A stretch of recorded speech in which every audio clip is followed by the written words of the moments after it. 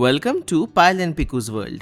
আজকে তোমাদের নিয়ে যাব এমন এক দেশে যার নাম হয়তো তোমরা শোনোনি। সুইজারল্যান্ড আর অস্ট্রিয়ার ঠিক মাঝখানে পাহাড়ের কোলে লুকিয়ে থাকা ওয়ার্ল্ডের এক অন্যতম ছোট্ট অথচ প্রচণ্ড রিচ এক দেশ, লিখটেনস্টাইন। ঘুরে দেখব এই রূপকথার মতন ক্যাপিটাল ভাডুজ।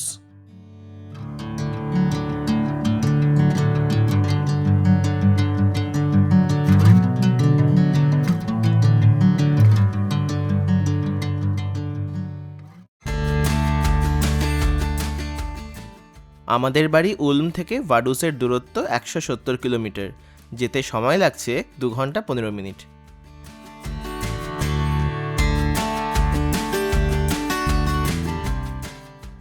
ভাডুস যেতে আমাদের জার্মানি থেকে আরও 2টো দেশ পেরিয়ে যেতে হচ্ছে। আমাদের আজকে প্রথম বর্ডার ক্রসিং হচ্ছে অস্ট্রিয়াতে।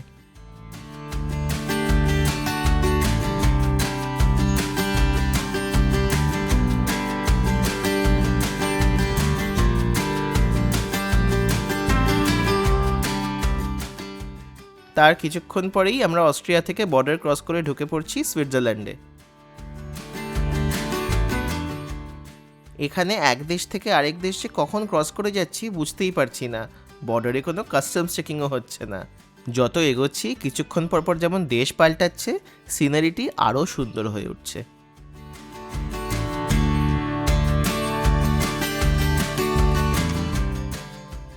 রাইন নদীর ওপর এই ব্রিজটি ক্রস করে আমরা পৌঁছে যাচ্ছি আজকের তৃতীয় দেশে, লিখটেনস্টাইনে। মাত্র 160 স্কোয়ার কিলোমিটার্সের এই দেশ লিখটেনস্টাইন, জনসংখ্যা 1040। কিন্তু ছোট হলে কি হবে, এটি বিশ্বের অন্যতম ধনী এবং শান্তিময় দেশ। আমরা পৌঁছে গেছি এখন এই দেশেরই প্রাণকেন্দ্র ও ক্যাপিটাল ভাডুজে। গাড়ি করে ভাডুজ ঘুরতে এলে আমাদের রেকমেন্ডেশন সকাল সকাল ভাডুজ পৌঁছে পাহাড়ের ওপর কাচালের কাছেই পার্ক করে নেওয়া। একদম ফ্রি এখানে সারাদিনের জন্য। ভাডুজ শহরের ওপরে পাহাড়ের চূড়ায় অবস্থিত এটি হলো ভাডুজ কাসেল। এই হিস্টোরিক কাসেলটির নির্মাণ শুরু হয়েছিল মধ্যযুগে। 1712 থেকে এটি লিখটেনস্টাইনের রয়্যাল ফ্যামিলির রেসিডেন্স। এখনও প্রিন্স হান্স আডাম II এবং তার ফ্যামিলি এখানে বসবাস করেন, তাই দুর্গের ভিতরে প্রবেশের সুযোগ নেই। তবে বাইরের মনোমুগ্ধকর সৌন্দর্য ও আল্পসের মাঝে এই কাসেলটির ফেয়ারিটেল সেটিং এই জায়গাটিকে বিশেষ আকর্ষণীয় করে তুলেছে। এই দেশের রয়্যাল ফ্যামিলি এখনও রাজনৈতিক ব্যবস্থায় গুরুত্বপূর্ণ ভূমিকা পালন করে। প্রিন্সের কিছু কনস্টিটিউশনাল পাওয়ার রয়েছে যা ইউরোপের অনেক অন্যান্য মনার্কির তুলনায় অনেকটাই বেশি। এভরি ইয়ার 15 আগস্ট লিখটেনস্টাইনের জাতীয় দিবসে রাজপরিবার সাধারণ মানুষকে ভাডুজ কাসেলের প্রাঙ্গণে উদযাপনে আমন্ত্রণ জানায়। এটি স্থানীয়দের সঙ্গে রাজপরিবারের ঘনিষ্ঠ সম্পর্কের এক অনন্য উদাহরণ।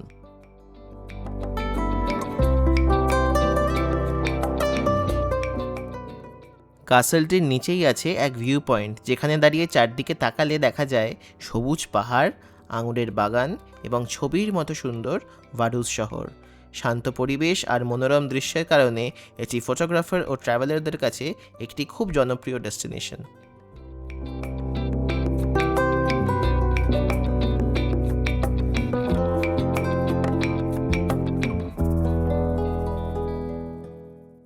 এবারে আমরা পাহাড় থেকে নেমে যাচ্ছি সিটি এক্সপ্লোর করতে।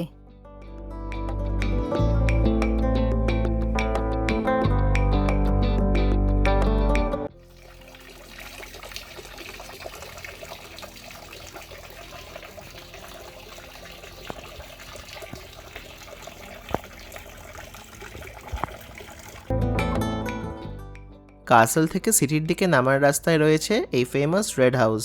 এর এক পাশে একটি বিশাল টাওয়ার ও অন্য পাশে সবুজ পাহাড়ের ঢালে চমৎকার ভাইনইয়ার্ড।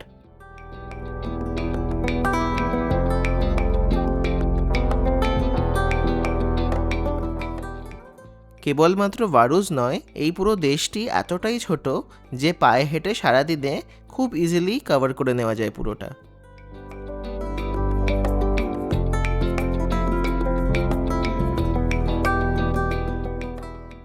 এখন আমরা চলে এসেছি ভাডুজের রাথহাউসে, অর্থাৎ সিটি সেন্টারে। এই জায়গাটি গ্রীষ্মকালে যেন এক অন্য রূপ ধারণ করে।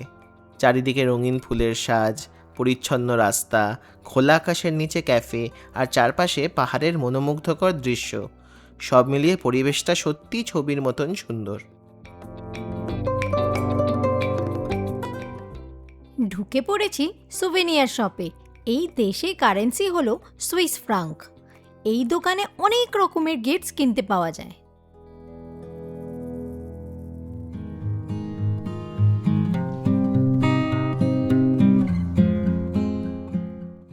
ভাডুজের সিটি সেন্টারে আছে পোস্টাল মিউজিয়াম, যেখানে এই দেশের বিখ্যাত স্ট্যাম্পসের বিরাট বড় কালেকশন আছে। এছাড়াও এখানে আছে লিechtenstein ন্যাশনাল মিউজিয়াম ও কুনস্ট মিউজিয়াম। ভাডুজের আরেকটি বিশেষ আকর্ষণ হলো এর আউটডোর স্কাল্পচার। শহরের রাস্তা, স্কোয়ার আর হাঁটার পথ জুড়ে ছড়িয়ে আছে বিখ্যাত শিল্পীদের তৈরি নানা শিল্পকর্ম।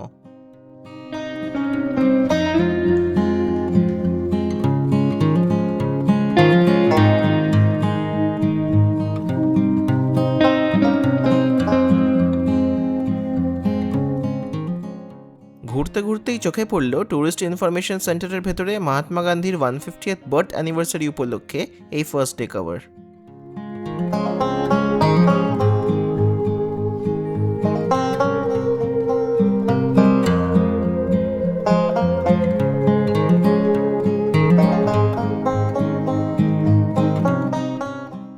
কমেন্টসে তোমরা জানিও এখানকার ট্র্যাডিশনাল ড্রেস পরে আমাদের কেমন লাগছে।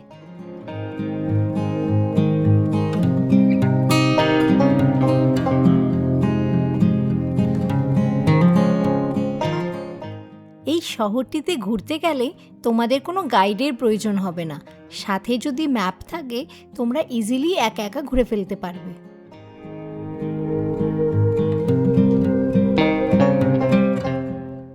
রাত হাউস থেকে কিছুটা হেঁটেই আমরা পৌঁছে গেছি ভাডুজের মেন চার্চ সেন্ট ফ্লোরিন ক্যাথিড্রালে। 1874-এ তৈরি এই চার্চটি নিওগথিক স্থাপত্যের এক অসাধারণ উদাহরণ। লিechtenstein রয়্যাল ফ্যামিলির প্রয়াত সদস্যদের সমাধি এই চার্চের প্রাঙ্গণেই অবস্থিত। বাইরে যতই ট্যুরিস্টদের ভিড় থাকুক না কেন, ভেতরে পা রাখলেই এক অদ্ভুত নীরবতা আর শান্তি ছুঁয়ে যায়।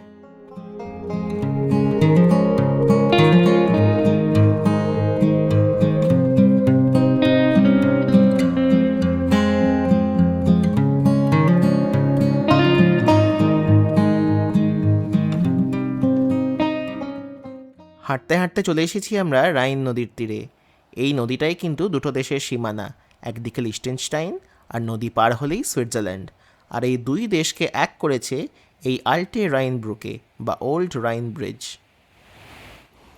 135 মিটার লম্বা এই উডেন ব্রিজটি 1901 সালে তৈরি করা হয়েছিল। একসময় এই অঞ্চলে রাইন নদীর ওপর এমন 13টি উডেন ব্রিজ ছিল, যার মধ্যে আজ কেবল এই একটিই টিকে আছে। এটি এখন শুধু পেডেস্ট্রিয়ান আর সাইক্লিস্টদের জন্যই খোলা।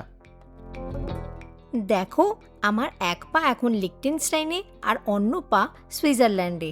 মাত্র 1 সেকেন্ডেই কোনো ভিসা ছাড়াই আমি দেশ পার হয়ে গেলাম।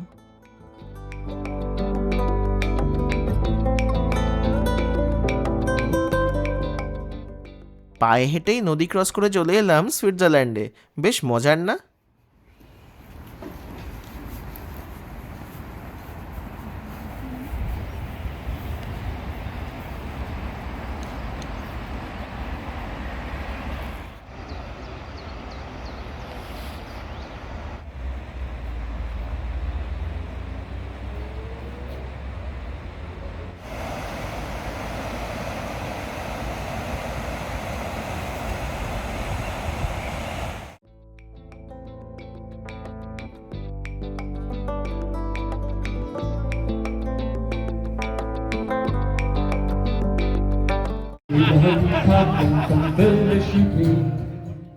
আজকে ভাডুজে লিechtenstein-এর সাথে স্কটল্যান্ডের ফুটবল ম্যাচ আছে, তাই সিটি সেন্টারে স্কটিশ ফ্যানেরা গান বাজনায় জমিয়ে দিয়েছে একদম।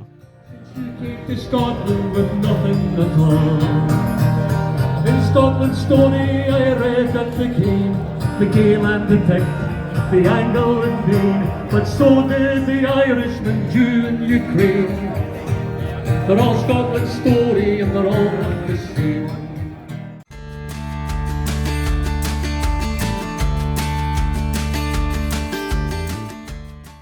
এক দেশ থেকে অন্য দেশে লাফিয়ে লাফিয়ে ঘুরে সারাদিনটা বেশ ভালো কাটলো। এবার সময় বাড়ি ফিরে যাওয়ার। আমাদের আজকের এই ভ্লগটি এইখানেই শেষ। দেখা হবে নেক্সট ভ্লগে।